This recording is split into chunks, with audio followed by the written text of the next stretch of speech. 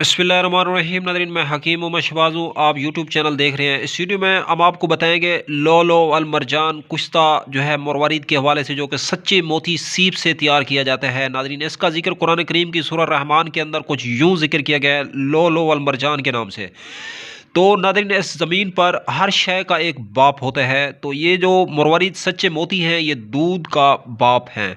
तो इसके अंदर वाफिर मिकदार में दूध से कई गुना जो है ज़्यादा कैल्शियम पाया जाता है, मैदनियात पाए जाते हैं। तो ये नाज़रीन जिस्म की जो खूबसूरती होती है, इसको जो है मरते दम तक टूटने नहीं देता। जो है जिस्म आदमी का जो है देखते हुए कोयलों की मानद जो है खूबसूरत होता है, देखता रहता है।